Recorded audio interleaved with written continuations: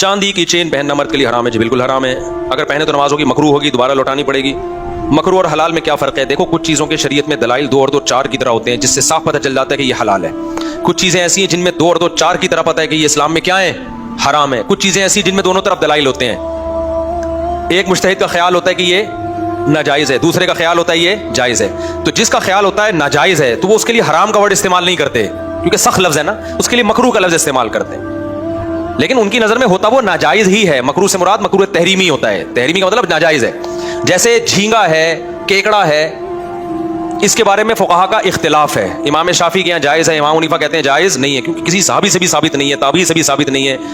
तो और जो है, तो अब उन्होंने इसके लिए हल्का लफ्ज़ इस्तेमाल किया, हराम का लफ्ज़ नहीं, क्योंकि हराम का लफ्ज़ इस्तेमाल करते तो कुत्ते और झींगे में कोई फ़र्क बोलो नहीं रहता। अब कुत्ता तो कोई भी जायज़ नहीं कहता ना, झींगे में इख्तिलाफ है, तो मकरूह का लफ्ज़ इस्तेमाल किया कि भाई नहीं खाओ, गुनाह मिलेगा। लेकिन सख्त लफ्ज़ इस्तेमाल बोलो नहीं किया, क्योंकि अगर हराम का लफ्ज़ इस्तेमाल करें झींगे केकड़े के लिए तो इसका मतलब शाफी लोग क्या हराम खाते हैं क्या? सही है ना? फिर बिजनेस भी हराम हो जाएगा, फिर तो तिजारत भी, हालांकि झींगे केकड़े की तिजारत बिल्कुल जायज़ है, क्योंकि इख्तिलाफी मसला है। लेकिन मकरूह कहा उन्होंने, मकरूह का मतलब जायज़ नहीं है। हम क्यों, हमारे नज़दीक दलाइल इसके ज़्यादा हैं कि ये मछली में दाखिल नहीं है ये चीज़ें, और कुरान से सुन्नत से मछली का जवाब पता चलता है। इस पर दलाइल क्या है मैं अलग से क्लिप रिकॉर्ड करवा चुका हूँ।